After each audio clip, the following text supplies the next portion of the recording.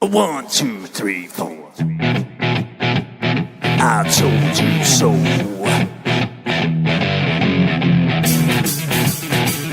I told you. I told you so.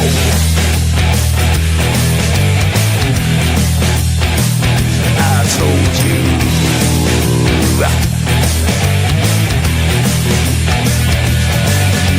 Remember when I told you about 9/11? Remember when I told you about Building 7? Remember when I told you about the fluoride in the water? Yes, I did. Remember when I told you about the New World Order? Remember that? Remember when I told you about the chemtrails in the sky? Remember when I told you that NASA was full of lies? Remember when I told you about the ultra mind control? Well, I just want to say that I told you so, yeah.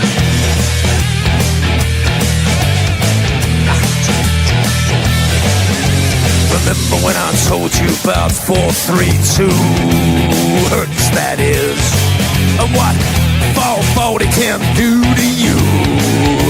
It hurts my ears. Remember when I told you about the vaccine agenda? Yes, I did. And that Michelle Obama is a transgender. Yes, he is. The dinosaur fraud, the climate change scam, and yes, Sandra Bullock is also a man. Remember when I told you that there ain't no globe? Well, I just want to say that I told you so. I told you so. I told you so. I told you so. I told you so. Yeah.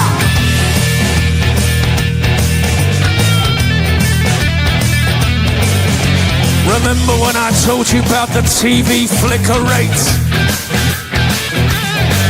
And how it puts your brain in an alpha state? Remember when I told you about germ theory?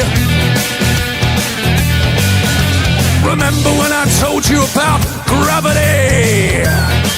Remember that? Remember when I told you about Paul McCartney? Remember when I told you about direct energy? Remember when I told you about Monsanto? Well, I just want to say that I told you so. I told you so. I told you so. I told you so. I told you so. Yeah.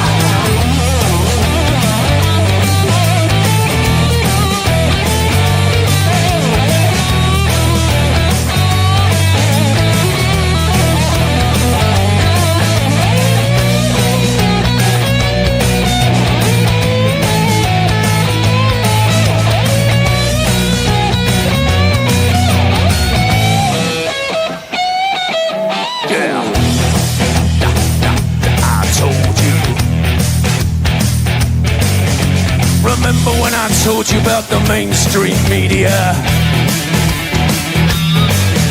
Your so-called celebrities and pedophilia. Remember that? Child trafficking and adrenochrome. Remember when I told you about the Georgia Guidestone? Remember when I told you about the false flag operation? Remember when I told you about 5G radiation? Remember that I told you that?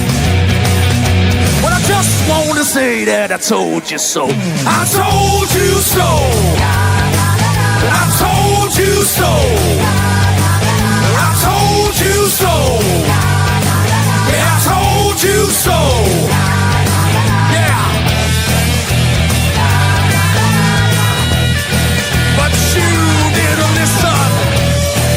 I told you so. I told you so.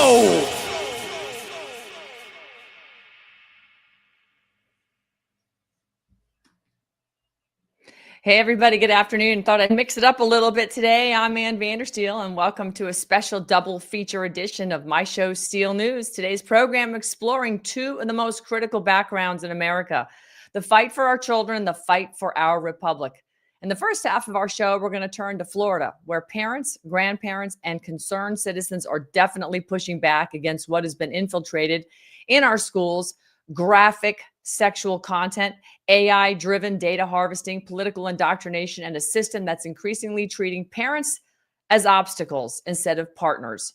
Ryan Kennedy, Program Manager of Educational Policy and Advocacy for the Florida Citizens Alliance, has been on the front lines of removing explicit materials, exposing the porn in schools scandals, and advancing parental rights, as well as offering real alternatives like micro schools. I homeschooled my children, so I'm really interested to see what these micro schools are all about. It's the first time I've heard of it. He's going to be joining us to break down the current state of classroom war and what every parent needs to know. Then in the second half of the show, we shift from corruption in our schools to the corruption inside our government itself. Our second half of the show guest is Ivan Raiklin, retired Green Beret, constitutional attorney, intelligence insider, and according to the federal investigative records, the most targeted man in America. Ivan has been investigated by DHS, DOJ, DIA, DOD, TSA's Quiet Skies program, of which I am an official member, and even Congress. Why? Because he refused to bend the knee. Love it. To unlawful COVID mandates, right on. To election irregularities, well, there's a shocker. And to a captured intelligence apparatus operating above the Constitution. I think we all know that by now. New revelations, including subpoena trails tied to the DOJ's Arctic Frost program, paint a damning picture of political weaponization and deep state sabotage. From the classroom to the Capitol, from the indoctrination of our children to the infiltration of our institutions. The show today reveals how these two seemingly separate battles are actually connected. Both are about control, power, and the silencing of anyone who dares to expose the truth. So stay with me. This is a show you're not going to want to miss. So before I can get too far, I just want to let y'all know if I sound a little strange, it's because I am feeling a little strange. I don't know what that is in the air they're spraying, but my voice seems to be taking a vacation today, so I apologize. No, not going through puberty. Been there, done that. In the meantime, I want to bring on our guest right now, Ryan Kennedy. It is great to have you on here, Ryan. Thank you so much for joining me today. Thank you, Ann. Thank you for having me. Well, right on. So to start, can you tell our audience a little bit about Florida Citizens Alliance? It's a mission. Or sorry, I should ask you for what its mission is, what your three pillars are of the work of your mission, and how you came to focus on education, policy, and advocacy. Yeah. So the Florida Citizens Alliance is a 501c3 and a C4. We are focused on protecting children here in Florida and improving their education. We started back in 2013 in Southwest Florida. We quickly realized that we needed a statewide approach. Like all things, the larger governments try to do things at their level. So we quickly realized that we needed to be at state level. And from there, we decided to focus on three pillars. First was our legislative pillar. Second was our community, Kids First team focus. So trying to get out into the communities. And our third is our microschool initiative, which you touched on in the intro. But that's really trying to focus on providing a solution outside of the government-controlled schools for Florida children. Well, I having raised children in Florida, having tried the school system, I had to do private for a while because the public schools were just a joke, and they had introduced Common Core math, and I remember going to battle with the teachers, and I said, you know what, I'm going to homeschool my children instead. It's a lot easier, and my kids all played competitive golf, and so we were traveling all the time. It was much easier to homeschool. They had much more free time. But the microschool strategy is something I really want to learn about. But before we do get into that, I want to understand one of the projects that you spearheaded about porn in the schools. Could you describe what actually prompted that effort, what you uncovered, and what the current state of that problem is? Yep. So back in 2018, we decided that we were getting a lot of messages from grandparents, parents saying that, hey, my grandchild is being exposed to pornographic content in schools. And these were in the form of library books that were the kids were checking out. So we formed a volunteer group of folks to come together and review those books And what we found was that we went out to all 67 counties in Florida, and that a vast majority of those counties had pornographic books. We went out with a list of 55, and the vast majority of them had a majority of those books.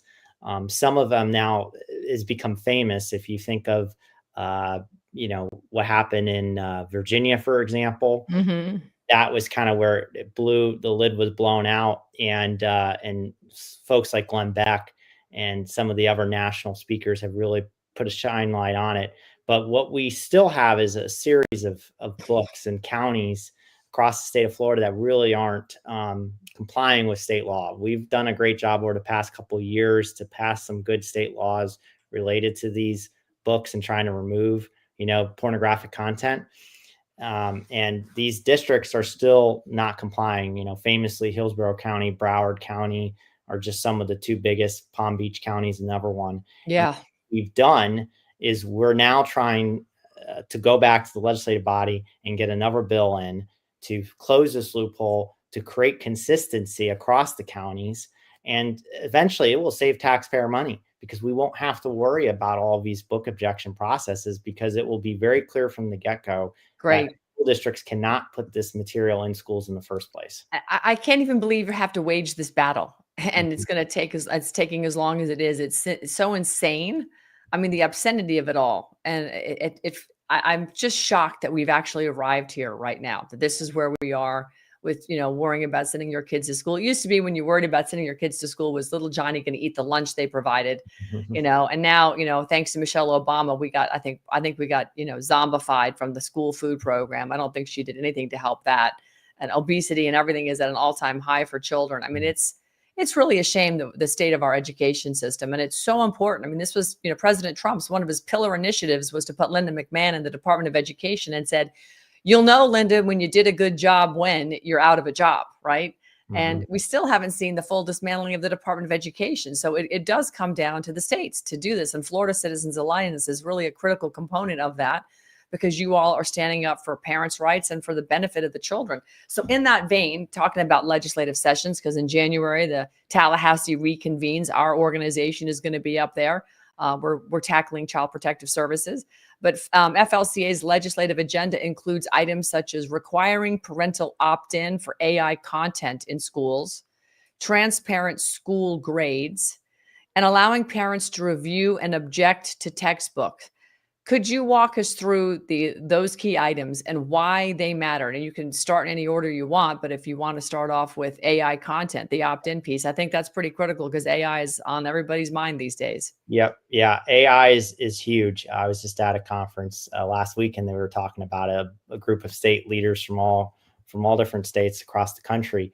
AI is huge. And I'll just start with one statistic. ChatGPT, the largest AI provider, has 900 million users worldwide. 80% of those are 25 and younger. So based on that number, a vast majority of them are minors. Out of that listing, 1/3 of those children would have ever talked to AI about serious issues like relationships and mental health than a human. That doesn't even include their parents in that. That means a human in general. That could include their friends too. So what you're saying is they've replaced people with a computer. Yes, that is happening. 1/3 of children have just decided to do that. And so what we've done is we already have seen school districts in the state of Florida rolling out AI access to children. And so there is no regulatory laws in Florida really protecting kids. There is no state laws in Florida protecting kids on this at this level. So we have to go in there and start setting the guardrails in place. And part of that, like you said, is that opt-in piece, which we think is the most important first step, making sure that parents have to approve their child to use AI in schools. That's the first big step. If a parent can't decide that, then your child's just going to have access to AI. And quite frankly, they probably already are using AI. Just based on the numbers, most children are already using AI, but we want to make sure that the parents are in the driver's seat. Absolutely. The children today are born practically with a cell phone in their hand. This is a tech world. It's a tech generation where billions and billions of dollars is being spent by the federal government on increasing artificial intelligence capabilities, making us the AI capital of the world.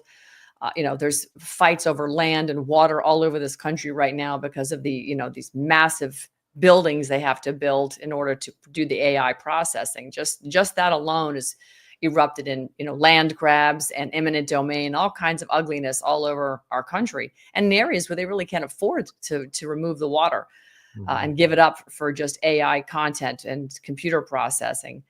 Is there anything else what we can be doing as a country? Because if you're tackling it here locally, what as a country can we be doing to make more noise about this? Because while I think AI is useful, I see it as very troubling when we don't really have sort of a societal, guardrails to keep our kids from turning to an artificial machine for some sort of comfort. It seems like insane to me. It's not a tool, it's replaced mom. Yeah. No, I agree. And honestly, what we need as a society, for one, is we need parents to know the facts that your Right. child is probably using AI already. And to realize the facts about AI, which is that, for example, ChatGPT, its largest information base where it gets it from is from Reddit. That's where most of the information from ChatGPT comes from. We already have seen sexual content. Famously, Joe Allen last week or this week actually just talked about AI sex teddy bears. I mean, these are teddy bears that are talking about sexual education. AI is going to be used for good, but also for bad. And that's really where, again, parents need to be in charge, and making sure that we have parental opt-ins is very important. Absolutely. Let's talk about transparency in school grades. How are you tackling that? Yeah. Well, what we'd like to see is, for one, true numbers when it comes to school grades. Right now in Florida, 62% in elementary school or 64% in middle school and high school gets you an A grade in Florida for a school. That's not how the students get graded. How students get graded is 90% or better as an A. But our schools are graded on a steep curve. And so what we'd like to see is that cut score get raised up. We have school choice in our state, but how are parents supposed to know how their school district is doing when the schools are operating on a system that almost ensures they get an A? That's not good. That's not transparency. And what we'd like to see is that transparency happen. So that is really what we're trying to get to there. And we really believe that the candidates running for governor in Florida have the opportunity now to get out in front of us and say, look, this is how our system has run. And yes, it's not ideal. So this is why I want to deal with it when I come in. So they don't own the issue when they come in. Instead, they can be the one to fix the issue. That's really what we're hoping to see. But we would like to also see it done at the legislative level as well, too. Fantastic. What about allowing parents to review and object to textbooks? Yes. So right now we already have a law that allows parents to review and object to textbooks. The problem is this. What they've done is they've left out teachers' guides.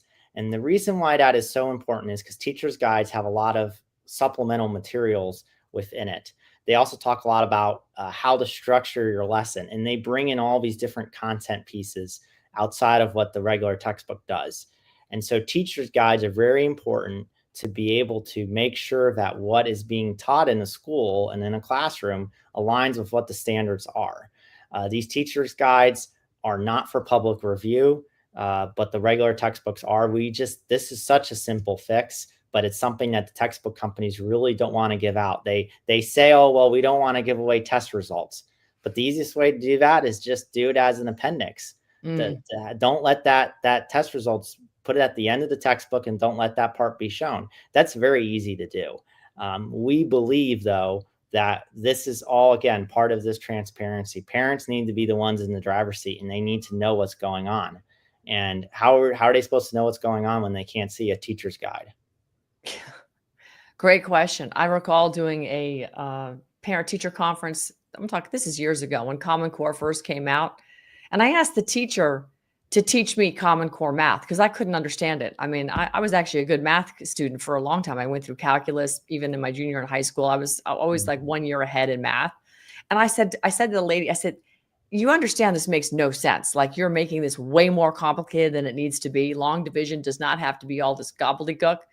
And she finally said, she sat back in her chair and she just sort of got deflated. And she's like, I know, I know. I believe me, if this wasn't my job, I wouldn't do it. But, and please don't share this with the principal, because I'll lose my job. It's a 30-year teacher or 35-year teacher in the school system. And she had a pension and all this stuff. So of course she doesn't want to lose what she's done 35 years of work. And you could tell she loved children. But, there is this dichotomy. And I don't think there's many of those teachers that exist anymore in the public school system that'll be transparent with you about the lunacy of some of the, curriculum and or objectives that the school is really trying to do that has nothing to do with the 3 R's. So they would much rather operate in the dark and have your kid put out into an indoctrination camp than they would be transparent and have it be an educational institution. And this is the shift that we've seen. And so, again, very grateful for the work you're doing, because when you look at things like through the lens of AI in education, your organization states that 95% of parents are concerned about AI and its effects on their child. And so you all are pushing for these guardrails. What are besides, the primary concern you've already identified with respect to their turning to AI as their comfort, their mom, their dad, their friend? How is AI being misused in the classroom environment when it comes to actual education? Forget the personal side, but is there misappropriation of AI when it comes to teaching these children? Yeah, well, right now what we have seen, and like I stated up front, there is really no rules, regulations, laws in place in Florida, and quite frankly, in a lot of states. The only state that's really done much on this topic is Texas. But outside of that, AI can be used for pretty much whatever school district decides it wants to be used for. And so school districts in different parts here in Florida have done different approaches. Really, what concern we see is this. One is AI obviously has the capacity to answer any question that you put into it pretty much. And so when a child is learning, and we want to make sure that they have the basic foundations first before they get introduced to something that can answer their questions for them. That's really important. A study out of MIT actually showed, and this was with college students that attended MIT, no less, that when the college students used AI to be able to write their paper, their critical thinking skills decreased, their ability to synthesize information and to all that important brain waves needed to write a paper, all that decreased. The students that didn't get to use AI at all got to, their numbers stayed the same. And that was with, again, college students. Those are obviously kids, 18 to 21 years old. So we're not talking about, a 7th grader or, God forbid, even an elementary school kid who doesn't even have the basic, core functions down in math. And then you can put an AI platform in front of them that can do algebra in 2 seconds. But that is what we're trying to deal with here, is to make sure that, kids get these basic foundations first before they get introduced to things like AI. And then one other thing I'd like to add is the data side of things, the data collection. AI has the capability to collect so much data on a child. That's part of the reason why it needs all this data centers. And all these AI companies, in terms of service, says we need this data. Whatever you put in is ours, because that's what helps the AI continue to learn new things. Yes, correct. Right. So we don't want our kids to be used as that kind of an experiment to be able to perfect AI. If an adult wants to use it, then that's one thing. But a child doesn't even have the ability to make that decision yet. Right. And as Christy just puts here in the chat, AI is also biased and programmed. And so I don't think you're getting really an unbiased education from artificial intelligence. I mean, we all know computers are as good as the ones and zeros of the programmer that puts them in there. So if the programmer leans in one direction or another, that information gets skewed, despite the large language model learning, of these machine learning. Again, they can certainly allow, well, we know that this group of people over here is real hardcore left, so we're going to allow a lot of that content to flow in and develop the AI architecture, the brain, the way it thinks, and we're going to moderate. Yeah, we'll interact with these conservatives over here, but we're not going to really allow that to influence the thinking of the large learning model. What is it? LLM. Yeah, large learning model. Yep, correct. Right. Sorry. So, Large language model, actually, but large yes. language model. So, I mean, there's a way for, I mean, like X right now is censoring the heck out of us. It is a joke. In fact, Roger Stone was complaining just a little bit ago. He's lost a couple thousand followers. I get right up to 380,000 that they kick me back. I mean, I'm watching it happen in real time. Not that I care, but that's not organic either. That is absolutely X controlling who sees what. And we all know that, I have notifications on for a lot of people. They never show up in my feed. So if they can do it on X, the AI is just as easy. Correct. Right. Yep. Yeah, correct. And to that point, AI is been developed by, a small group of people, and they actually have put in, when it comes to these moral questions, a small group of people have decided these things. Sam Altman did an interview with Tucker Carlson, and he actually discussed this. Sam Altman said that, it was a group of us that kind of put these moral questions, and we kind of wrestled with them and decided how AI was going to interpret these moral questions. Yep. Something as simple as euthanasia. Euthanasia is allowed in Canada. It's not allowed in most states here in the US. But again, what is AI going to say? You're going to have a Canada specific AI. Right now, they don't. Right. But those are the sorts of things that obviously creates these moral dilemmas with AI. Right.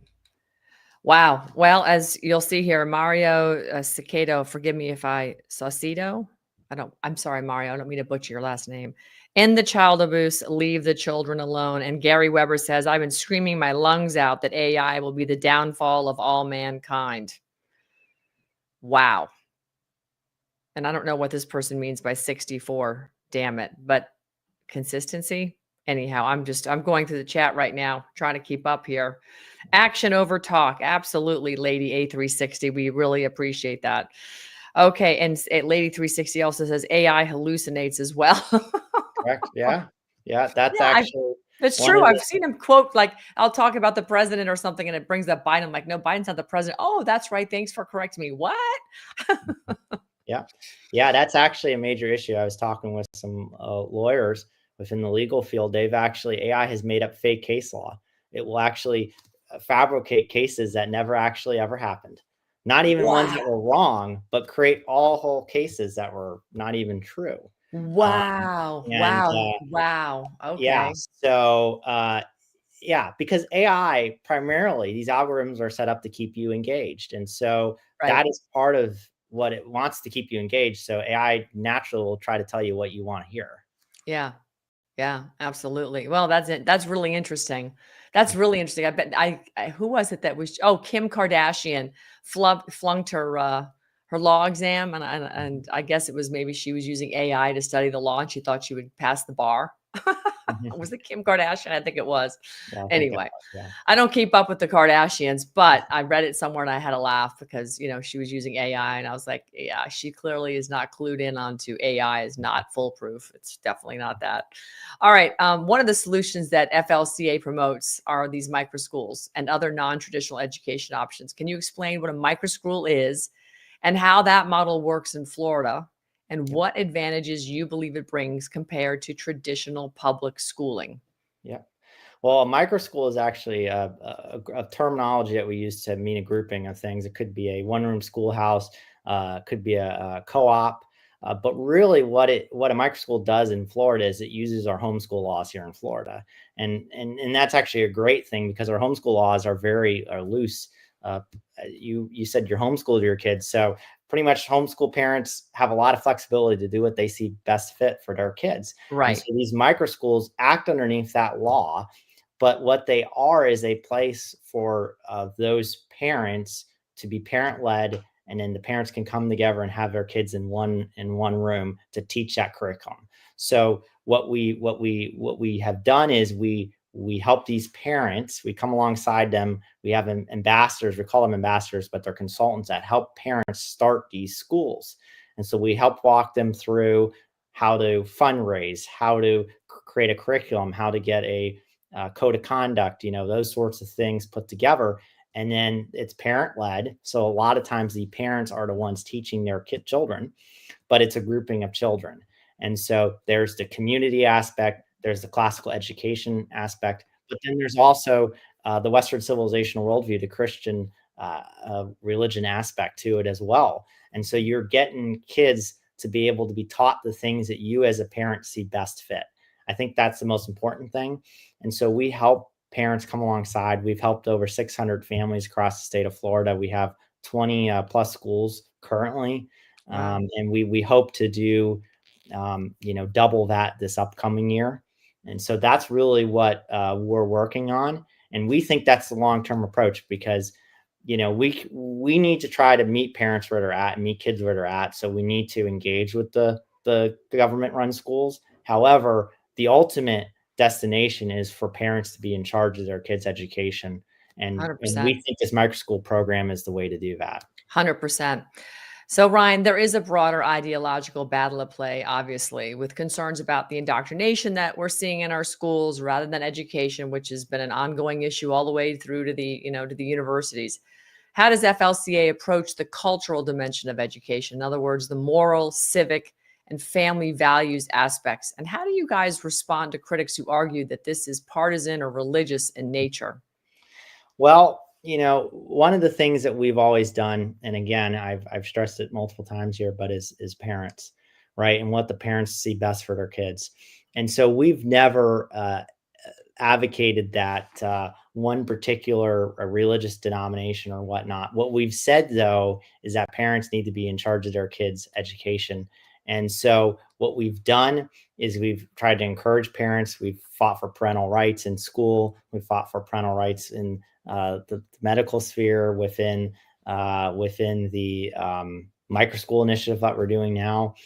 But really, what we've always tried to do is our country was founded on certain principles, on Western civilizational worldview. And if you look at the Declaration of Independence and the Constitution and those sorts of things, what we've always wanted is that kids can be taught the foundations of which our country was founded on.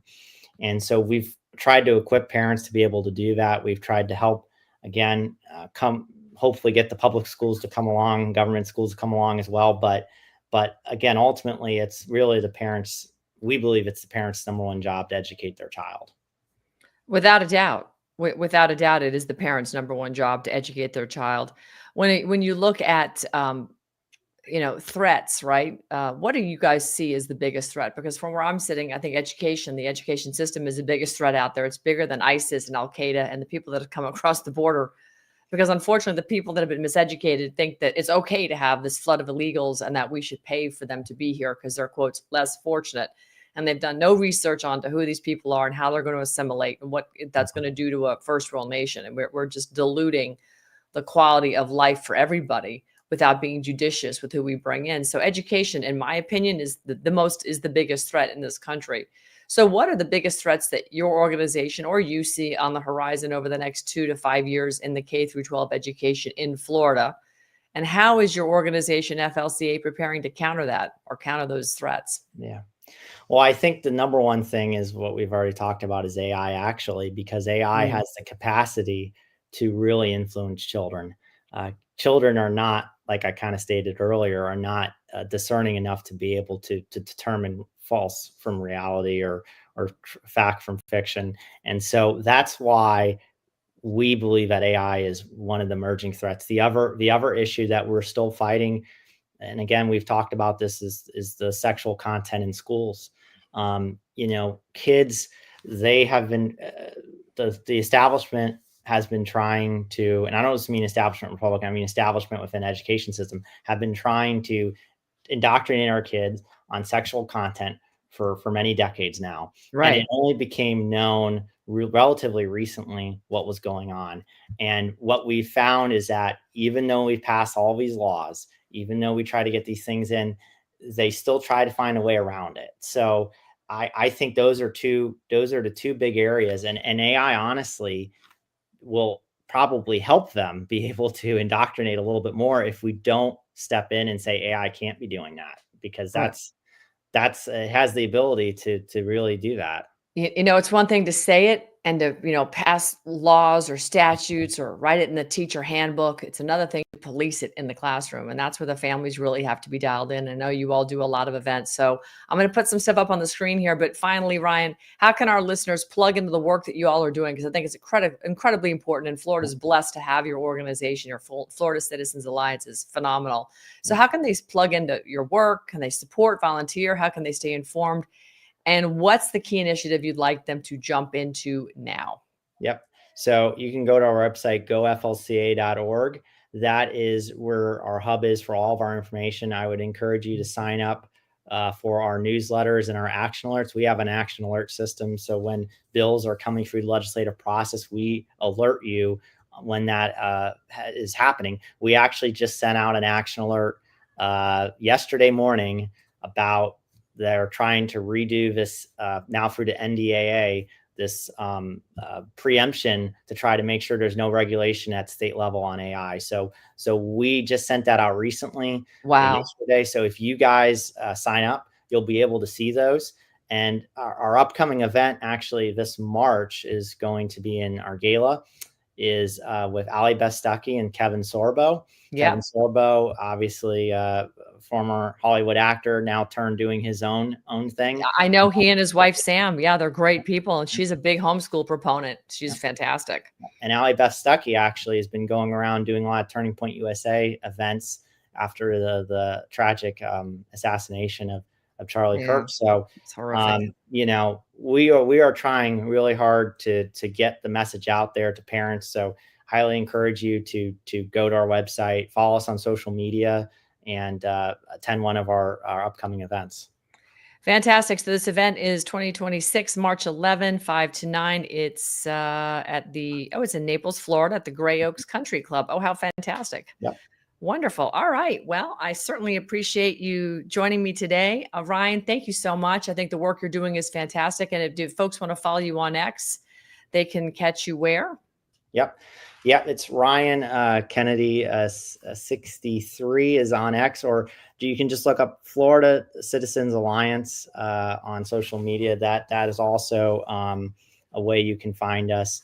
fl.citizens.alliance on Instagram. So those are some ways to access our content.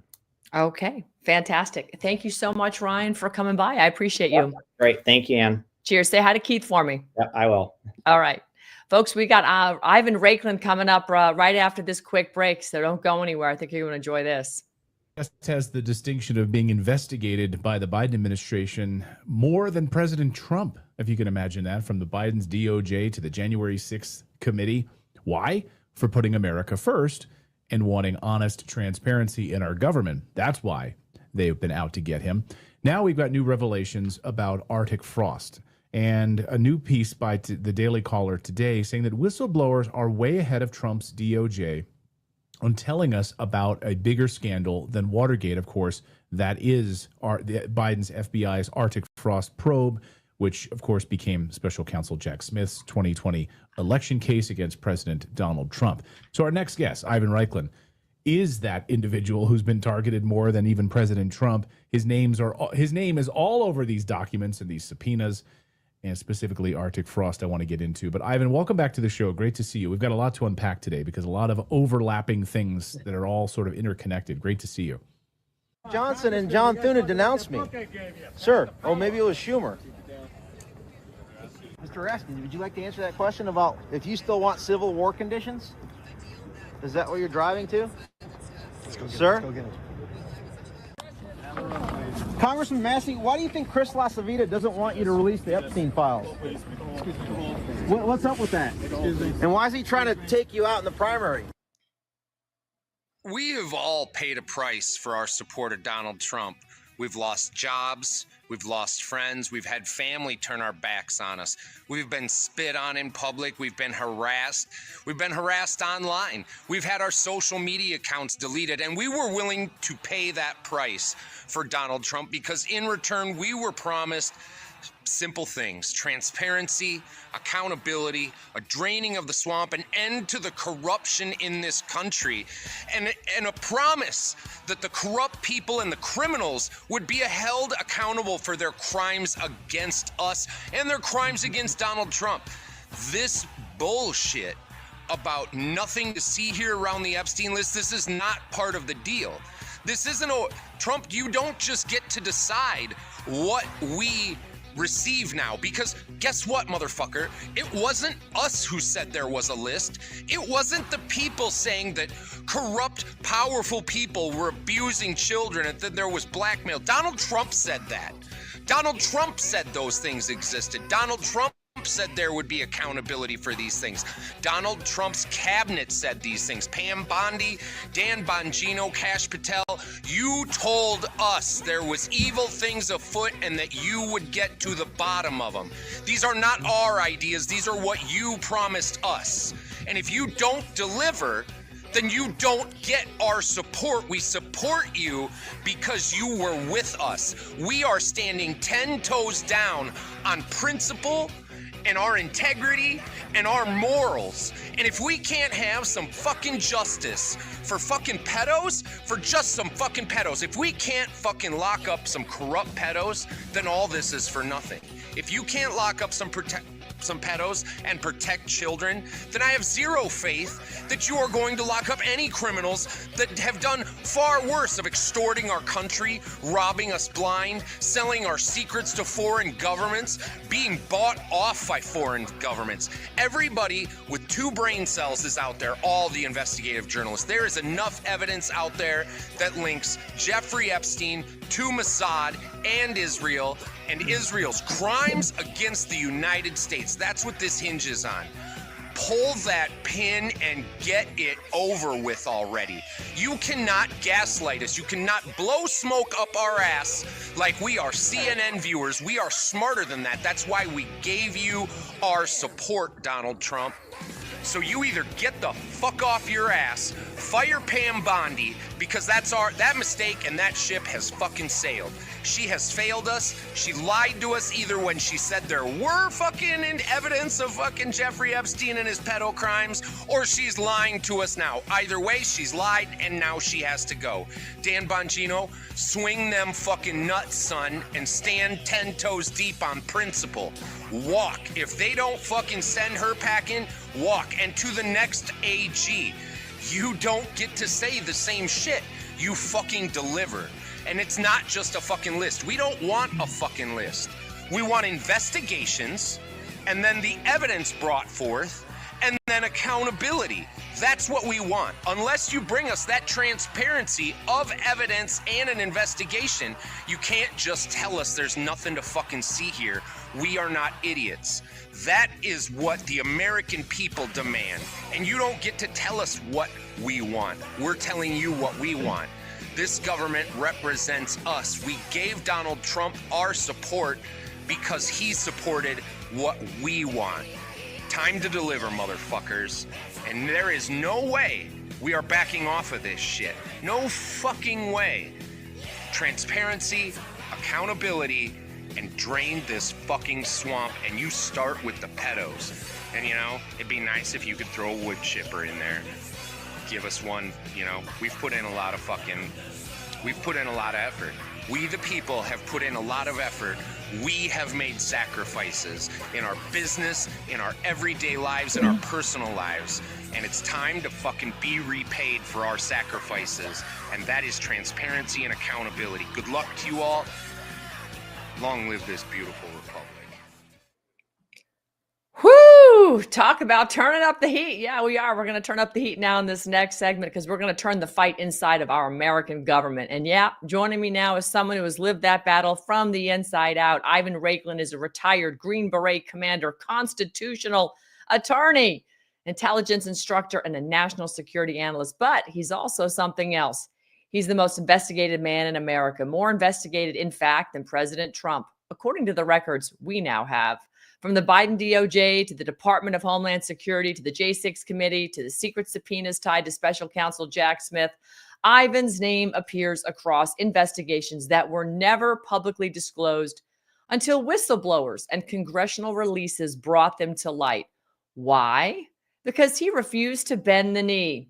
It's my kind of man. He rejected the COVID-era unconstitutional mandates. He questioned the 2020 election irregularities across 39 states.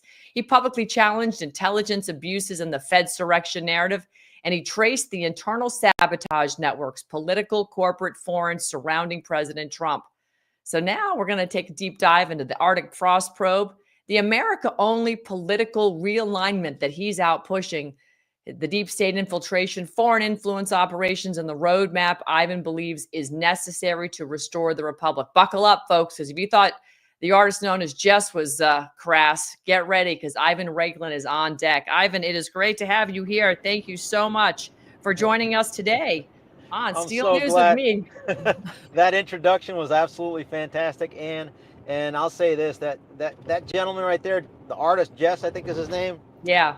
Absolutely my twin brother that I've never met.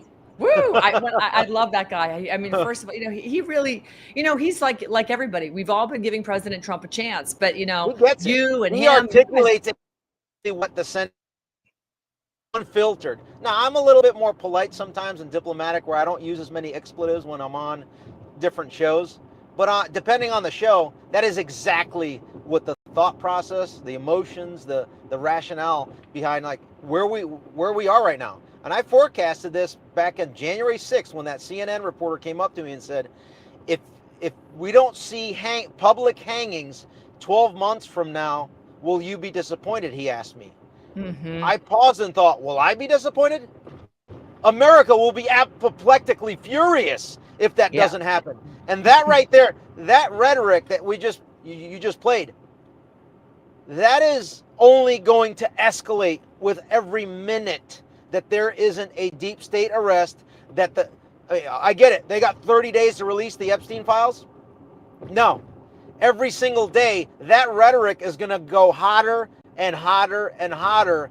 And I don't know where it's going to end if nothing happens.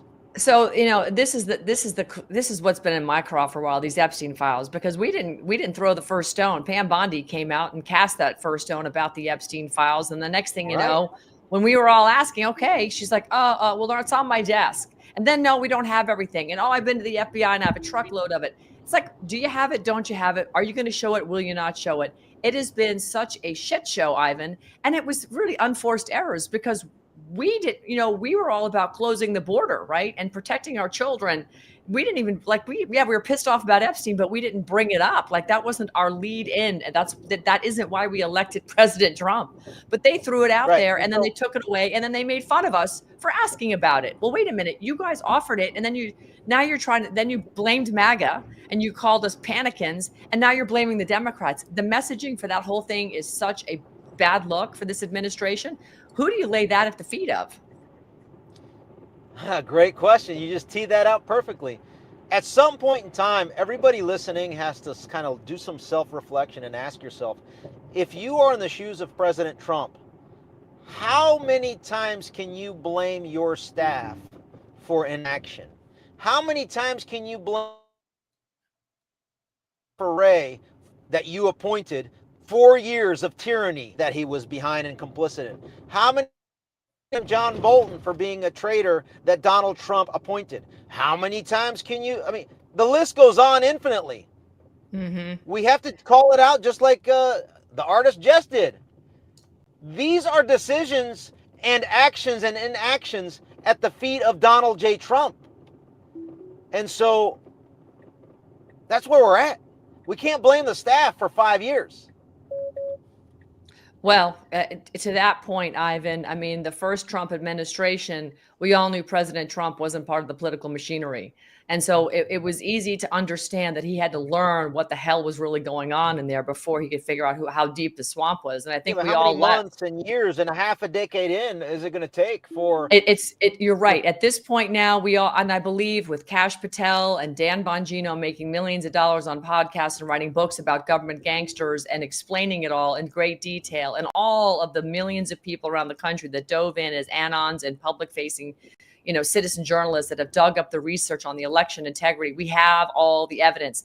Trump even said it. I caught them all. Okay, so you caught them all before you left the last administration. Why are we not seeing the arrest now? So I want to pause on that. I want to talk about Arctic frost because, you and I had the pleasure of walking down Constitution Avenue a few weeks ago on the Sunday before Veterans Day for the National Veterans Day Parade. I'm actually driving on Constitution Avenue right now as we speak. Oh, okay. Retracing our steps. Great. So we were walking with General Flynn, which was truly an honor. I call him the world's general. I think he's phenomenal. And he's out there pounding the pavement the way you are. And he's a lot more diplomatic than you and I are, but that comes with a skill set of just being a general. Absolutely. And, we're not, so that's cool. We can be a little more flamethrowers, but, here's the thing. In Arctic frost, right, there was these subpoenas, and you and I were talking about them at lunch after that whole wonderful day, these newly released subpoenas that revealed that you just found out about that 2.5 years ago, you were on a subpoena list and you were targeted in this Arctic frost operation tied to Jack Smith, that loser's 2020 election case. First of all, for those that don't even know what Arctic frost is, because there's been such a deluge of a news cycle, can you just take a second, pull this podcast over to the side of the road and tell people what Arctic frost is? Yeah, Arctic frost, just like Crossfire Hurricane was the name of the FBI illegal counterintelligence investigation into Trump. Arctic frost was the investigation that was started immediately after Nancy Pelosi's J6 committee was closed down because they lost the House and handed over that investigation / weaponization against Trump and his supporters over to the DOJ. That operation was called Arctic frost. They wanted to chill it. The unlawful politicization and unlawful without predicate investigation into Donald Trump and the rest of the ecosystem around him in order to support the Pelosi insurrection narrative and cover up the Fedsurrection. That's all it was. Okay, so the Proud Boys. It was a handoff from Pelosi over to DOJ, Merrick Garland, and then Jackass Smith spearheaded it. I love how you call him that. So Jackass Smith apparently sent out subpoenas, 4 of them, in fact. A lot of Proud Boys were on there. A lot of Oath Keepers were on there, but you were on there, and you're not part of either of those organizations. Correct. But your name was on there, and that was 2.5 years ago. When did you learn that your name was on a subpoena list? And what would you have done had you known 2.5 years ago Jack Smith was subpoenaing you? Yeah, great question. So the subpoena was issued on February 10th of 2023. And in that subpoena, it requested communications from the Trump fundraising campaign organizations, all 4 of them, if they had any communications with all the 5 Proud Boys that were convicted of seditious conspiracy by Pelosi, and all of the Oath Keepers, right? And then a couple ancillary folks and myself. There were 4 subpoenas that were issued.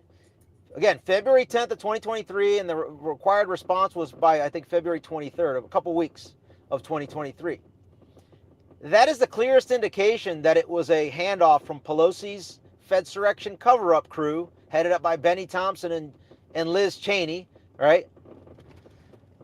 And handed it over to Jack Smith. And had I known about that back even like a month or 2 later, I would have been able to investigate everybody in that subpoena request, meaning Jack Smith, Miss Bento, who was the one that signed off on it, his assistant.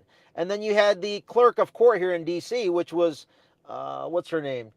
Miss Caesar. And then you had 2 FBI agents at the bottom of the subpoena where it says, if you have any questions about the subpoena, contact Jeremy Desor or Walter Giardina. Guess what, folks? When you investigate me, I investigate you. It goes both ways.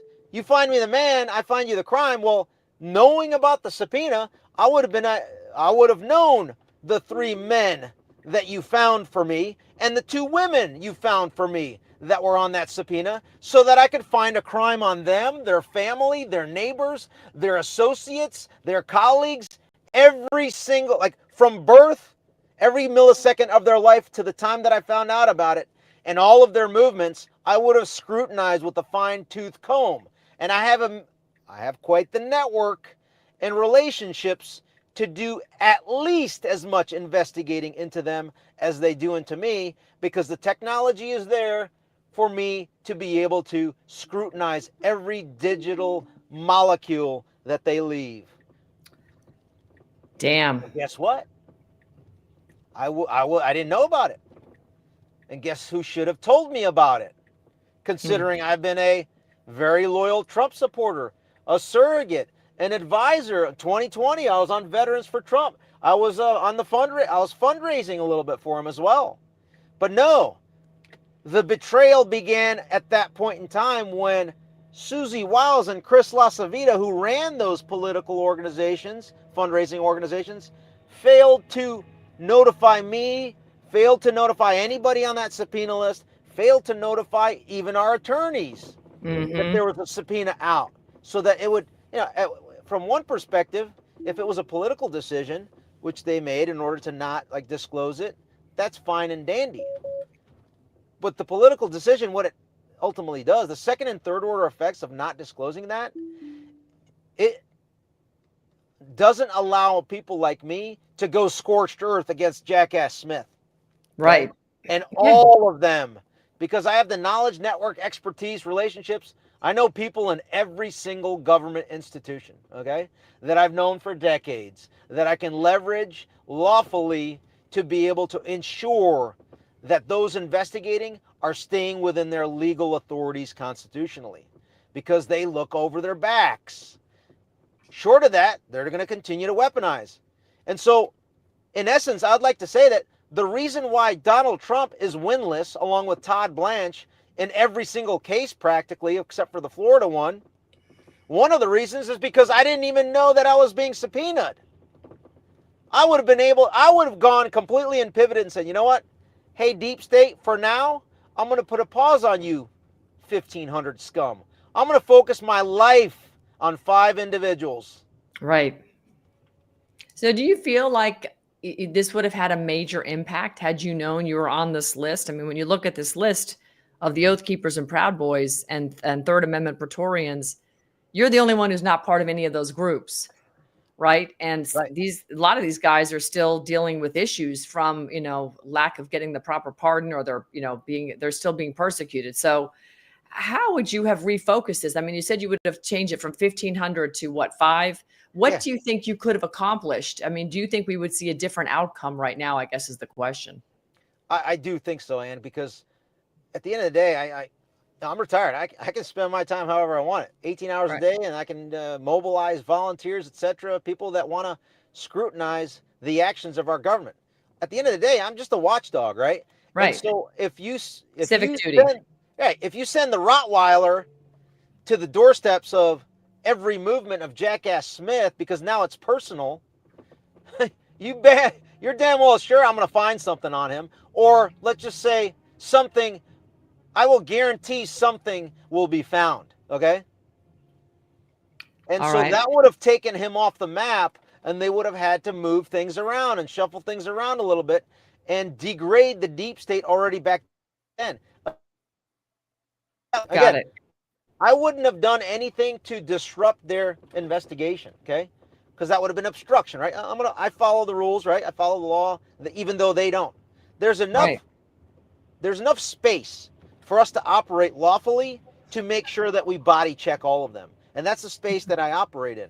And so that would have led to other leads, and I would have been identified essentially everybody in the entire Jack Smith team to be able to start investigating them, right?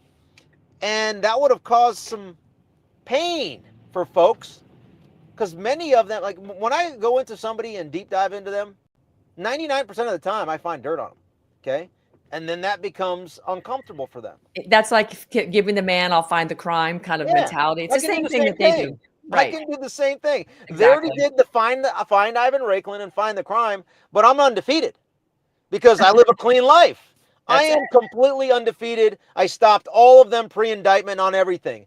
We've proven the 2020 election's illegal. January 6th is a Fedsurrection. We went into the whole COVID con op. Everything has been proven. They try to weaponize against me across, again, you mentioned some of them. I've been investigated almost 24 times across DOD, DOJ, DHS, the J6 committee, Homeland Security Committee headed up by Benny Thompson, Jamie Raskin's Judiciary Committee when he chaired it, Adam Schiff's Intel Committee, Nancy Pelosi, and then beyond that, I mean, we're talking the entire Intel community, because I was a contractor at the Defense Intelligence Agency. They considered me an insider threat Yeah, I'm an insider threat because you're an illegitimate, belligerent Chinese communist puppet regime that I That's was right. exposing internally through official channels, externally in my First Amendment capacity, and I didn't bend a knee to anything. 4 middle fingers, 2 from my hands and 2 from my feet, screaming at the top of my lungs, exposing these scum. And it was a hobby that I love to participate 18 hours a day in. Ivan, this is why you're my spirit animal. I just love you. You don't quit. So I mean, you're my spirit animal. We talked about that. But listen, I want to bring this back because you're talking about the administration. You're talking about Chinese communist puppet regime, all that. These are the things we were calling Joe Biden's, by the way, regime. Yeah. And it seems like you're still keeping that branding on this current administration. So let's talk about someone that you Not quite. So this administration has pivoted from a China first, illegitimate regime to, I mean, what we see, right? It's a Israel first, foreign leveraged, big pharma leveraged White House. Right. And that to me is just, I mean, it's not as bad because they're not weaponizing against me, but it's giving me and you breathing room to call them out for their inadequacies because guess what? I know exactly what the campaign promises were, and they have still yet to do the basic ones, like pardon all J6ers day one. Right. Like getting Tina Peters out. Like and by the way, Chick you know Lamond Tina out. Peters got put in the hole last night. I do know that. To me, it's disgusting. Okay? I cried my eyes out. Donald Trump has to have some responsibility for his inaction for allowing Tina Peters to rot in jail. And everybody says, oh, it's a state thing. I got 2 solutions for you, Donald, if Ann Vandersteel allows me to say them. Go, please. I want to hear them because I'm probably on the same page. Go for it. Donald Trump, I get it. You don't like my tone, but deal with it. I'm the guidance counselor here. So listen closely. Number 1, here's how you get Tina Peters out. You file a multitude of criminal charges on Jenna Griswold for her involvement in illegal actions related to the 2020 election as the Secretary of State.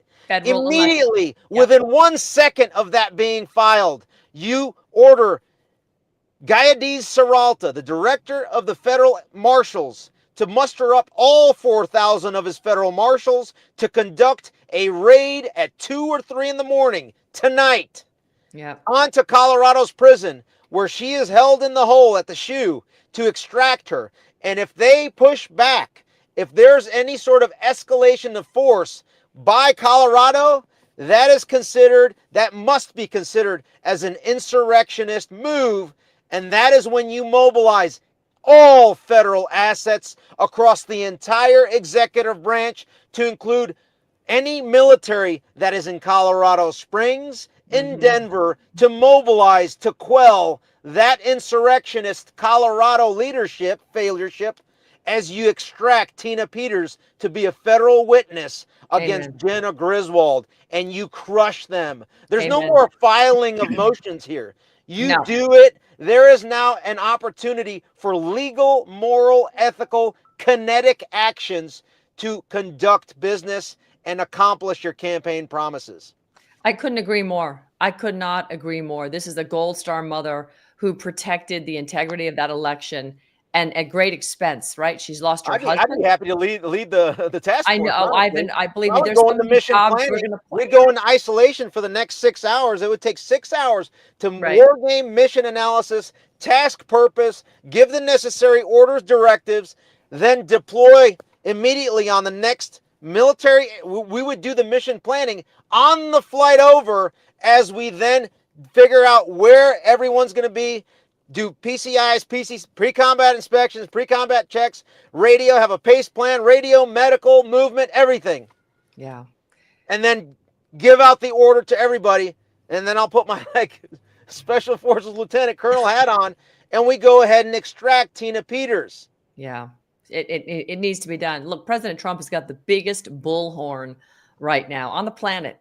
When he picks up the microphone, everybody listens. He should be every single day saying, today is November 21st. Tina Peters is still in prison. General Griswold, I'm coming for you. Get her out. He should have been saying that every single day. For you. It should be, like Right. tonight, you should see it happening, and people are waking up like, oh, what's going on here? In other words, it shouldn't have been a surprise to Jenna Griswold that she's getting arrested and that Tina Peters the prison was getting, raided by federal marshals to release her. That should be no Right. surprise. He should have been advising that this was going to happen if they didn't release her. And that's why I've been furious since January 21st. Yeah, Because none of this has occurred. I mean, these are simple. This is such simple activity for people like, no, this is so simple. Yeah. It requires one sentence call, and then Pam Bondi does another one sentence call, and then then you distribute it out to the entire federal marshal program. Boom. Right. I agree. Let's shift gears right now because Tina Peters' story gets me so hot under the collar. I'm sick of it. I cried this morning in my husband's office. I was reading this and I broke down. I love Tina. She's a friend. This is disgusting. And she honestly didn't do it. The weakness of this administration. Yeah, it's not good. All right, let's shift back to Susie Wiles, someone that you have focused on for a long time. Her influence over President Trump's campaign, Bibi Netanyahu's campaign, White House operations. What specifically did you uncover about her role that is probably like the thing that really gets under your collar and just gets you hot? I would have to say nothing has been personal up to the point where it's just been on paper. I've been researching, trying to figure out who in this administration is essentially blocking the basics, right? Mm-hmm. And so you have to ask questions. You throw out names, and as you like you said, you find me the man or woman. I find the crime, right? When the president makes statements for the second time now that Susie Wiles is the most powerful woman in the world and can destroy a country with one phone call, who's running the country? I take that as a challenge to say that, you know what, Donald Trump got elected in spite of her. In spite of her. We knew these things, okay? Now, other people are going to say, oh, Donald Trump got elected because of her. Okay. I think if you polled the entire country that voted for him, they would beg to differ. But having said that, I have no personal animus for her because I don't know her. I'm not communicated with her. But when she is the person leading the 4 organizations that were subpoenaed by Jackass Smith, and I'm not even given a heads up about it for 2.5 years, that piques my interest, Miss Wiles. Now, you may have a fair explanation behind it, but absent a fair explanation and transparency, if I don't have that, I am only compelled to investigate you. Right. And every time I look into you, it becomes problematic for me. Even though it may be lawful what you're doing, as more people see it, they find it to be repulsive and disgusting. The pay for play, the foreign agent registration filings, the lobbyist forms, the connections, the relationships, the leaks that happen, the quote unquote non-leak leaks that go on to Axios, that go on to, I'm not I'm not the smartest, let's just say this, I'm not the dumbest guy in the room. I have no loyalty to any administration. I have a loyalty to the truth and making sure that there's less corruption.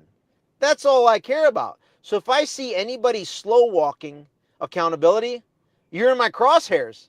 It doesn't, like, if Ann Vandersteel blocks any accountability, like, I'm coming for you, Ann. Yeah. Even though I love you. Yeah, I know. And that's the same message that I tell people that I've known in government for 20 years.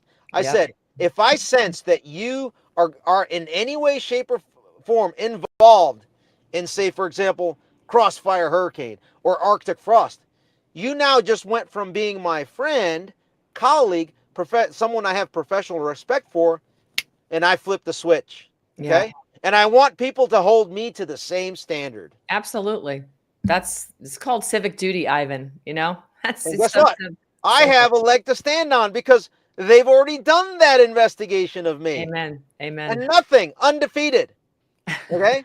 Undefeated. I want to rub that in. I want to teabag everybody that's a hater out there to say, I am undefeated. Okay? All right. You've said repeatedly the intel agencies, congressional committees, and federal courts acted as a unified, weaponized structure.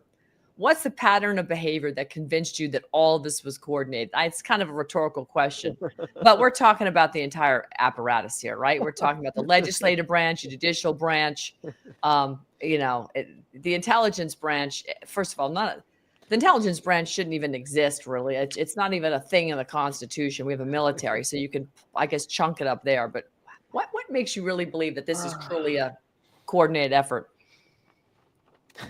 Oh my gosh, we don't have that much time, but I'll say this, is that I got subpoenas from Jack Smith, 4 of them, or through other organizations targeting me. I had other subpoenas by the DOJ, FBI. Let me put it this way, Ann. I have evidence that the DHS, like I have receipts, DHS, DOD, DOJ, J6 committee, all of them investigated me. And underneath that, I have 2 contract companies that I was working with.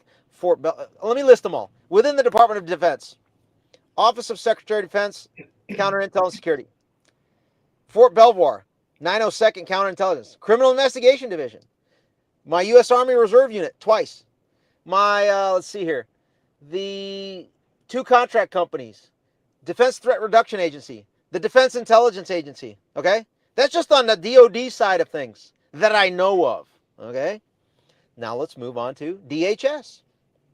I know at the latest in June of 2021, I was a target of an investigation. These are receipts, okay? Yeah.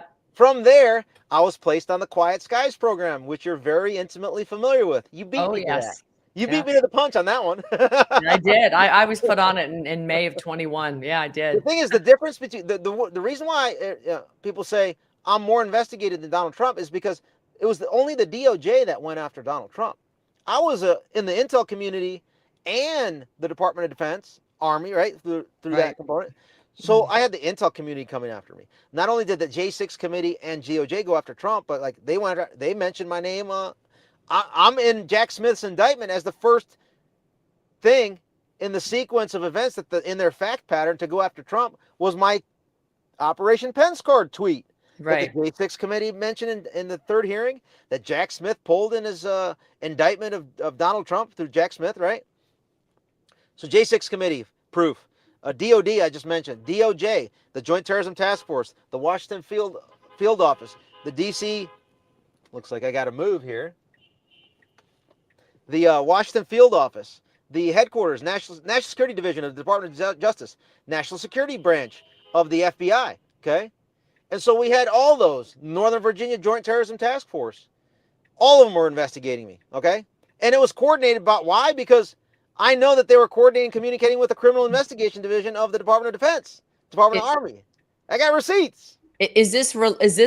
Are these investigations, in your opinion, are they related to this timeline from, say, 2014, where the Ukraine revolution, or we overthrew the government? They're all related to not bending on COVID. It's all related to COVID, so nothing to do with any of the stuff you've done. Not bending on the 2020 election heist. 2020, and then the January. I mean, I was in D.C. on January 6th, right? Right. I was in D.C. So they're looking at me from all different angles. They found me, and they were trying to find a crime. Because remember in August of 2021 when they put out the DHS threat bulletin, oh, you're a domestic terrorist if you're not going to participate in the COVID products. You're a domestic terrorist if you think that the 2020 election was completely illegitimate and stolen. Okay, right. Check. You're going to remember the 20-year anniversary of 9/11. You're going to celebrate with your family during Christmas. Well, I fit every single of those categories. So bring it on. Like, I don't know what part of Green Beret and lawyer they missed and you know what? I so want to use expletives, but let's just keep it to this. Jackass Smith, Nancy Pelosi, I don't care who you are. You can be backed by trillions. Guess what? I don't care. I am coming for you, okay? Now, if we had a administration right now that wasn't a cowardly, toxic, feckless, stone-cold coward administration, mirror image practically of Mike Pence, then they would participate with us in creating accountability. But so far, they've only slow-walked, slow-rolled. They still have 99% of the DOJ is still loyal to Eric Holder, Sally Yates, and Rod Rosenstein. 99% of the FBI is still loyal to James Comey. and Christopher Wray. Excuse me, Christopher Ray Epps. Anyway, I gotta go, Ann. Oh, you gotta go. Oh, Ivan, come on. I thought we were only doing 30 minutes. I was supposed to have a 2:00 interview right outside the White House with someone, and I'm already late. Oh, shoot. Okay, Ivan, I'm so sorry about that. Well, listen, I got more to cover with you, but we'll get back to that some other time. I really appreciate you, Ivan. Truly, I do. And I know you're all about America only, so that's good. I think we're done with America first. That's not working out, so we're going to have to do America only. Yep. Well, we need all to right, man. Get our house in order, then we can have a conversation about other countries. That's exactly right. All right, man. Thank you so much for being here today. God bless you, Ivan, and for everything that you're doing. I appreciate you. Appreciate you. God bless. Bye. Well, there you have it. The deep state marauder. He laid it out. There's so much more I wanted to talk to him about. I mean, he's got clarity and courage, unlike many people who won't lay it out the way he does. There's very few people that will step up to the microphone and just put it out there. And I think he's made a, pretty clear case for just how threatening he is to all this different agency government, because they don't want their operations exposed. And what we've just exposed here is that this isn't just a political disagreement, right? We've got what I would consider to be a full-scale structural corruption problem affecting every major institution in this government, in our country. The intelligence agencies, political parties, federal courts, big corporate media, the fake news, we got big pharma, and we've got, of course, all the foreign influence networks out there. So whether you guys agree with every point or not that our guests today made, whether you agree with the documents that were shown, I mean, you can look them up for yourself, the subpoenas, these coordinated investigations have really, what I would have to say, painted a really clear picture. There is an interest in silencing those of us who expose the system. And by the way, folks, Ivan's right about one thing. We are out of the denial phase. There is no longer a Republican versus Democrat situation going on here. It is we the people against big government. There's no longer a left or right anymore. It's we the people against big establishment, corrupt government. This is a split between the people who serve America and the people who serve themselves, clearly. And the America Only movement is not a slogan. It's basically, I would call it a survival imperative. So get yourself educated, get involved locally. My first guest, Ryan Kennedy, talked about what they're doing here in Florida. I think it's fantastic. Attend the meetings that you've avoided. Whether you're a parent, go to that PTA meeting, go to the school board meeting, go to your local council meeting. I'm not asking you to say anything. What I'm suggesting is be a menacing presence. Just sit in the back of the room, kick back, maybe have a glass of wine before you go so you feel relaxed, but just sit in the back of the room with your hands folded and just stare these people in the face and let them know you're watching them, because it is our civic duty. It is our right. It is what God intended for this beautiful second covenant nation. When those founding fathers penned those love letters, the Declaration of Independence and our Constitution, for God's sakes, we have to live up to the spirit of the duty that we have to do, because we, the people, are the government. And we hire these idiots that have now stolen our freedom. They've stolen our country. They've created agency government, which is not listed in anything in our Constitution, specifically Article 1, Section 8. None of these agencies are listed as the 19 things that Congress has the right to do. So, I mean, it's insane that we're actually even here at this moment. So become that force multiplier that our country needs. So again, I just want to thank you. I'm Ann Vandersteel. Guys, stay awake, stay engaged, and stay unafraid, because truth still has a place in America, as long as we're willing to speak it. That's all I got for you today. You guys have a great afternoon, and thanks for joining. I do appreciate it. I'm going to give you a little, a little Steve Bannon just to fire you up before we leave. All the people that have gone out there against the mainstream media and said, you're going to call us racist, you're going to call us potential Timothy McVeighs, fuck you.